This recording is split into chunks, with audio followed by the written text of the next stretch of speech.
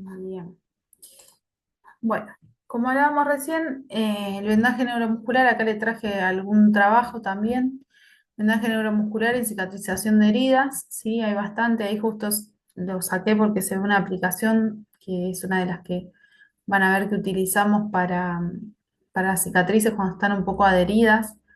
Em, pero bueno, hay bastantes imágenes de colocar el tape alrededor de las cicatrices como ayuda a, ¿qué es lo que produce el tape? Va a ser un elevador, ¿sí? Eleva los tejidos para que mejore la circulación y la respuesta tisular por debajo, ¿sí? Es una técnica sencilla y de bajo costo y tiene efectos terapéuticos para mejorar las adherencias, las complicaciones, mejora la circulación linfática y sanguínea y controla el dolor y los tiempos de cicatrización. Bien, y también acá les traje otro trabajo que hablaba sobre las siliconas, el uso de siliconas, lo que yo hablaba de compresión. Ahí les muestro un ejemplo así que saqué para que vean a qué me refiero con la silicona, ¿sí? Lo que hace esa compresión mecánica, similar a una elastocompresión, es que aumenta la apoptosis en la dermis de la cicatriz hipertrófica. Por eso les decía que sí o sí cuando tiene una cicatriz hipertrófica necesitamos comprimirla para evitar disminuir esa circulación y esa proliferación de fibroblastos para que no se convierta en hipertrófica. Bien, eso si quieren lo pueden buscar.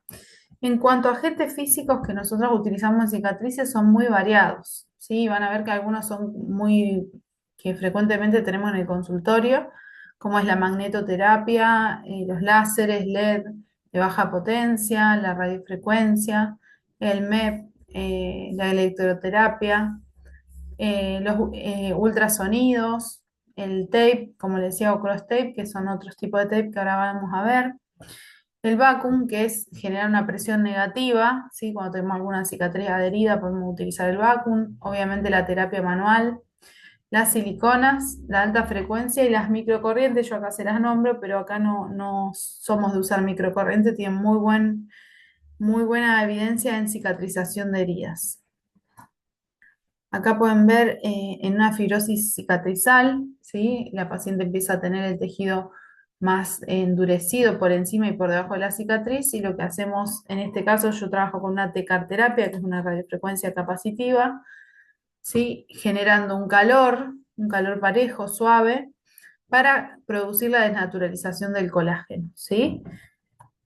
Luego de eso hacemos las manipulaciones. Fíjense que no lo paso por encima de la cicatriz para no generar más inflamación con el calor, ¿sí? Se pasa en la zona que tiene la fibrosis, alrededor de la cicatriz.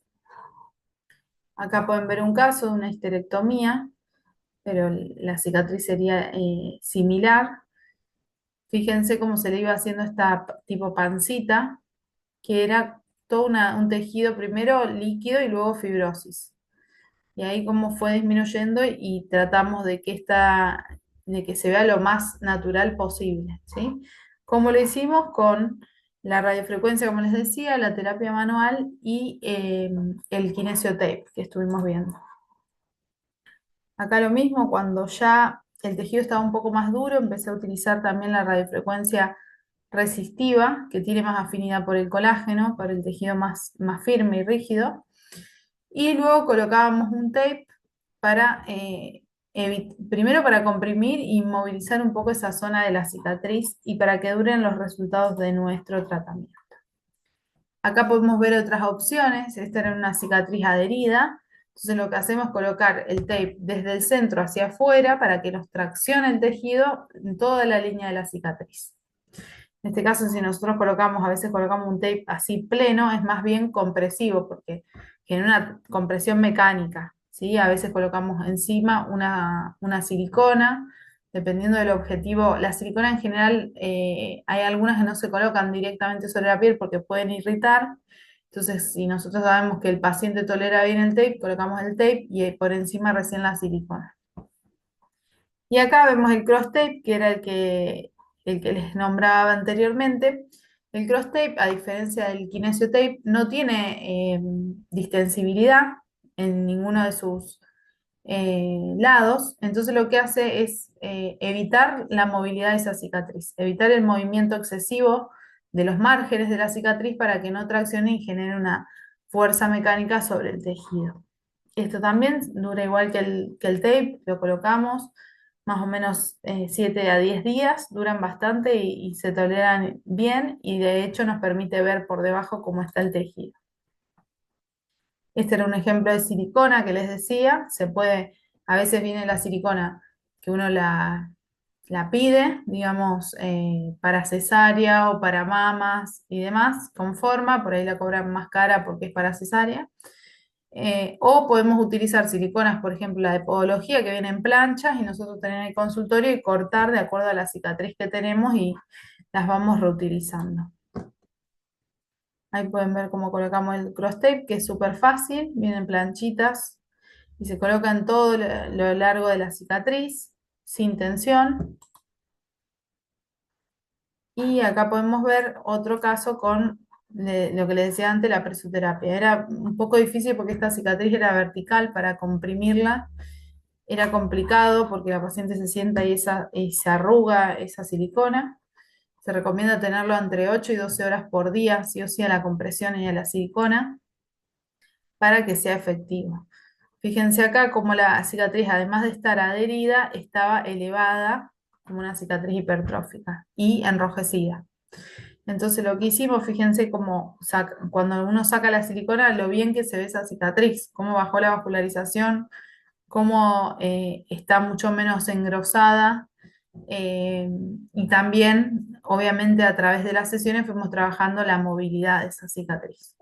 Pero esta es un recurso muy interesante para dejar colocado, porque a veces nosotros hacemos una maniobra, un tratamiento una vez a la semana o 2 veces a la semana. Entonces, ¿qué pasa en todos esos otros días? ¿Qué pasa en todo ese otro tiempo que el paciente está sin nada? Siempre le tenemos que poner algún vendaje o una compresión. Acá podemos ver el tema de las terapias manuales, ¿sí?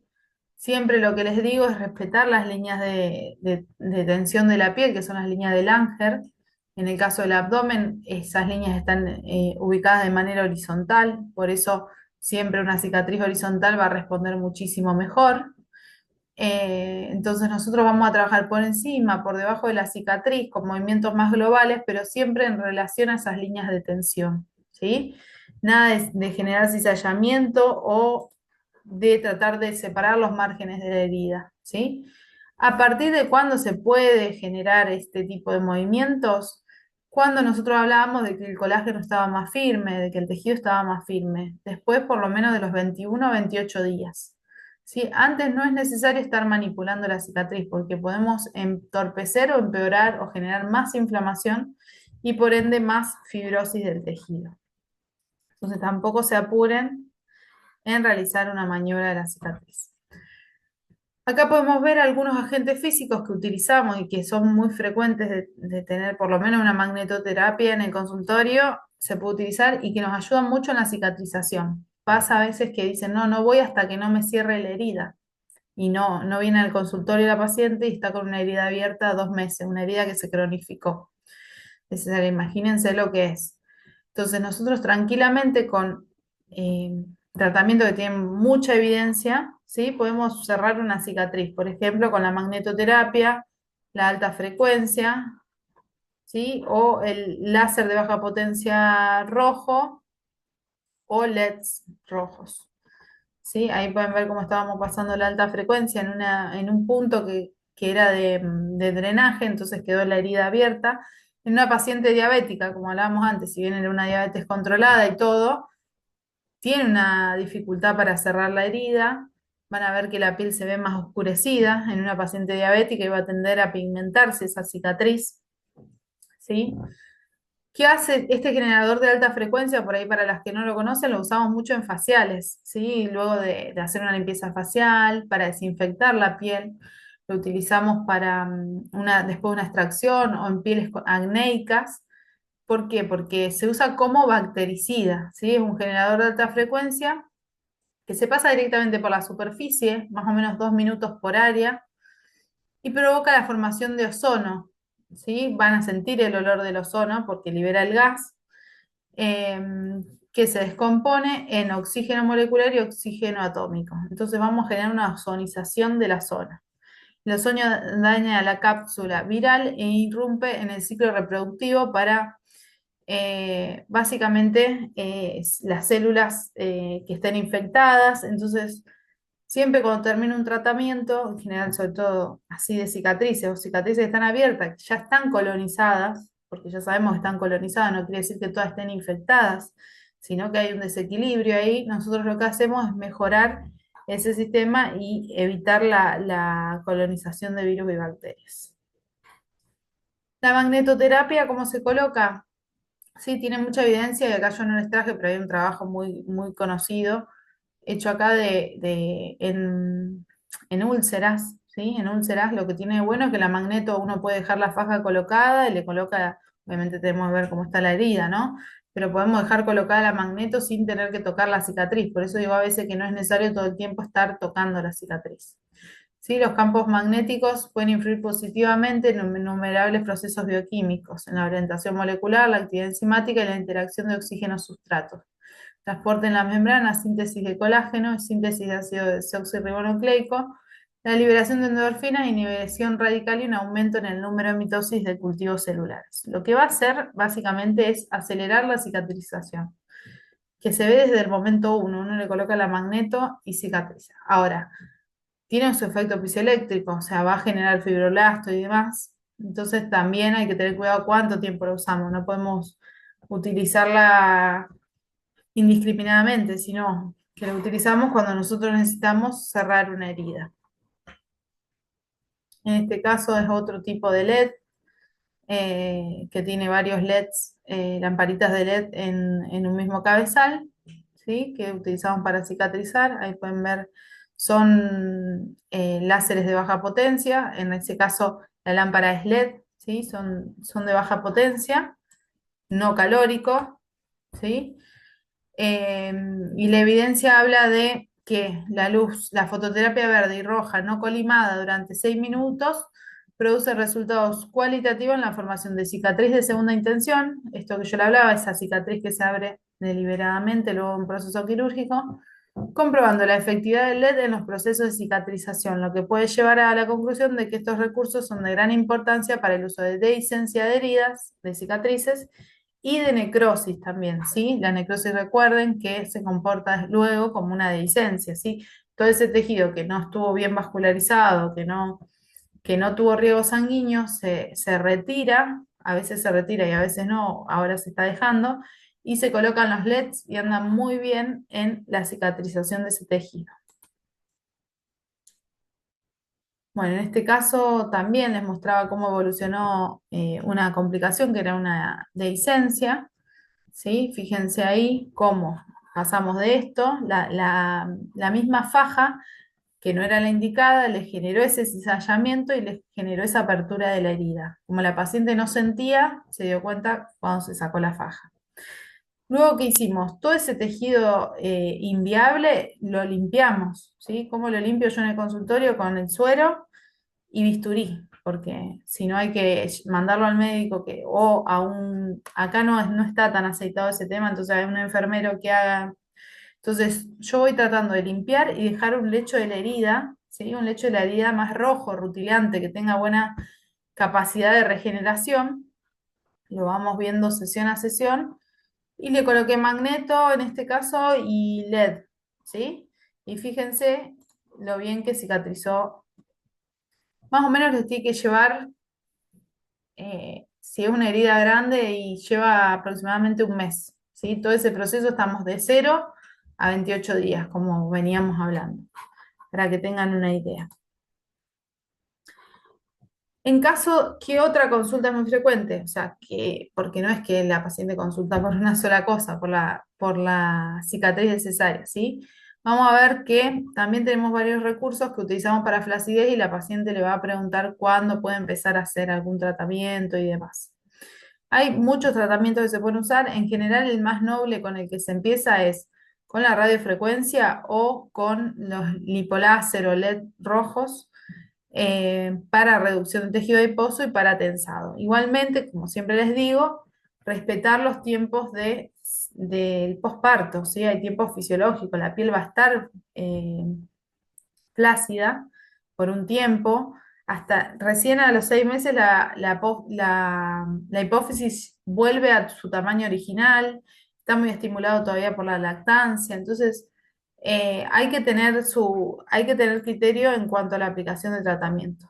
Este es uno, se los traigo porque es uno de los que más utilizamos, que es la tecarterapia, un tipo de radiofrecuencia monopolar, que lo que va a generar es un incremento de temperatura en los tejidos, transformándose en calor, ¿sí?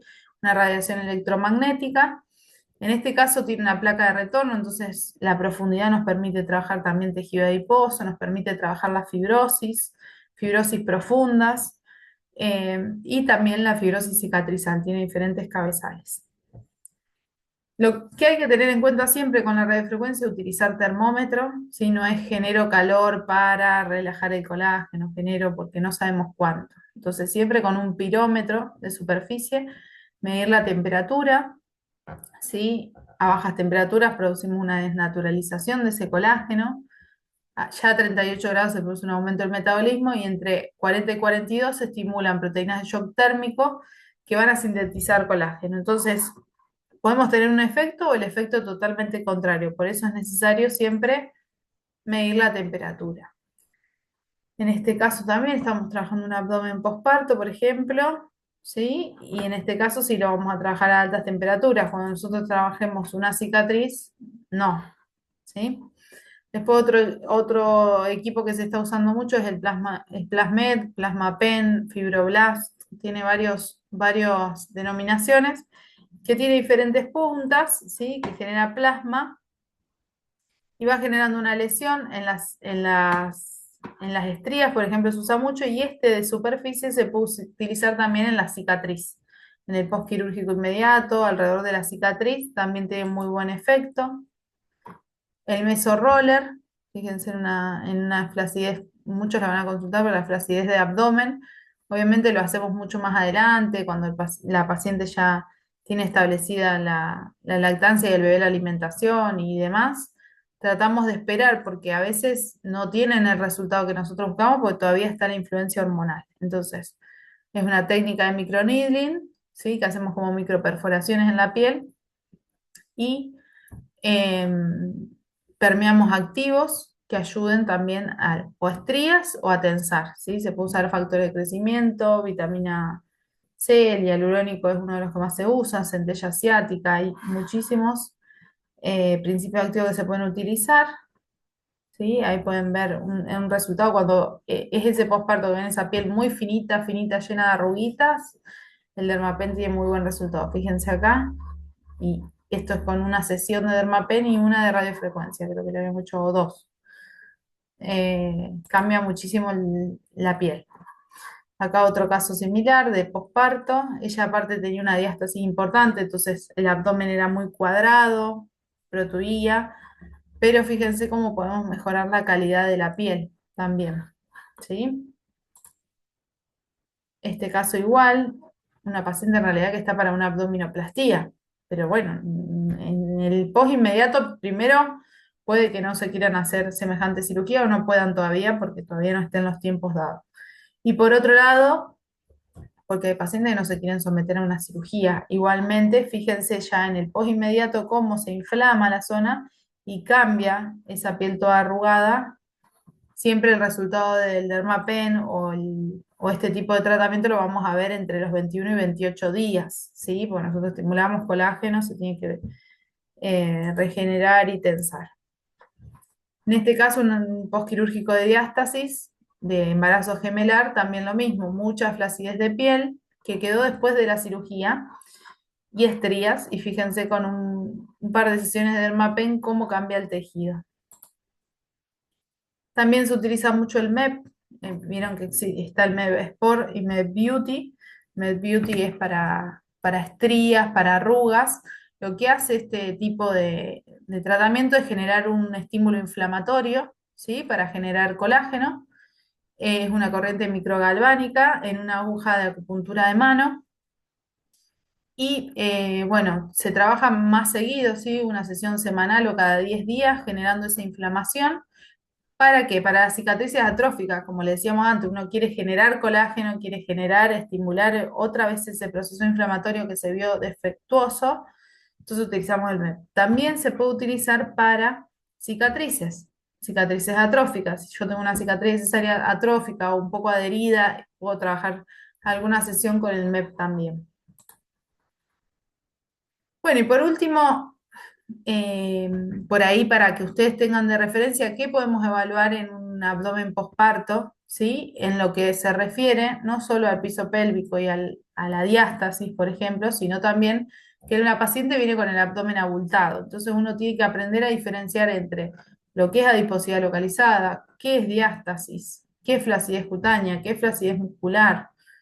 ¿Cuál es una postura inadecuada? Porque vienen en el posparto con una postura muy alterada nuevamente.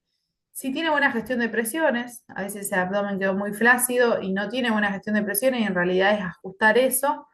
Eh, sí, entonces nosotros acá hacemos un seguimiento bastante riguroso de la paciente porque en general la vemos desde antes, embarazada. Pero bueno, si no es así, le llega una paciente a los 2, 3 meses, tienen primero que hacer todos estos diagnósticos diferenciales para ver qué es antes de aplicarle una radiofrecuencia, de aplicarle cualquier tipo de tratamiento, ¿sí?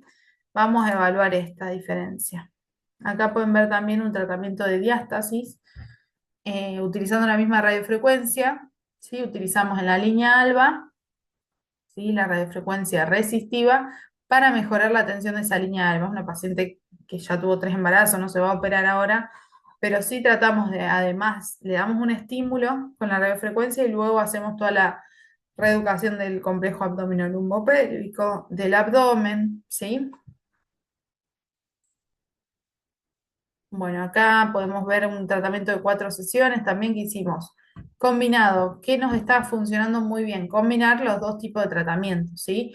El tratamiento dermatofuncional, porque la paciente quiere ver la piel mejor, quiere ver el abdomen más definido, que haya bajado ese abdomen, también muchas consultas por eso y no porque tengan algún síntoma, pero se ve que cambia un montón la forma del abdomen si nosotros hacemos la reeducación abdominal, ¿sí? Trabajando esa faja abdominal y el abordaje dermatofuncional, por ejemplo, con la radiofrecuencia. Acá una paciente también que vino por una cicatriz de cesárea, hicimos algunas aplicaciones también en la zona de abdomen, todavía tenía un poquito de diástasis, pero era esperable para la etapa en la que estaba, todavía estaban 2 o 3 meses de posparto, hizo 4 sesiones y fuimos acompañando eso y dándole los ejercicios de reeducación abdominal. En este caso también hicimos 4 sesiones, ¿sí? Ella hizo la reeducación abdominal posparto, tiene una cesárea, y cuando dejó de dar la teta, también le pasó lo mismo, de que empezó a subir de peso. ¿Por qué? Porque la grasa que se utiliza para amamantar es esa grasa de depósito, ¿sí? Cuando dejamos, ¿sí?, de dar la teta, esa grasa se vuelve a empezar a acumular en lugares. ¿Por qué? Porque si no hacemos actividad física y demás, no es que tiene posibilidad de transformarla en músculo. Entonces puede ser que la paciente siga llevando el mismo estilo de vida y empieza a subir kilos de peso y se empieza a sentir, obviamente, que se empieza a abultar el abdomen, los flancos. Entonces con ella hicimos primero el abordaje posparto que habíamos hecho, o sea que su musculatura ya estaba recuperada y estaba bien. Hicimos unas sesiones de radiofrecuencia, pulsos magnéticos y lipoláser también. Trabajamos tanto tejido cerebral subcutáneo como la parte muscular y ese es el resultado en 4 sesiones, ¿sí? Que era lo que ella quería. Bueno, muchas gracias por su tiempo y su atención. Espero que les sirva mucho el material. Cualquier duda estoy siempre a disposición y bueno, espero verlos en la parte práctica para practicar toda esta parte de cicatrices eh, y de vendajes, así lo ponen en práctica.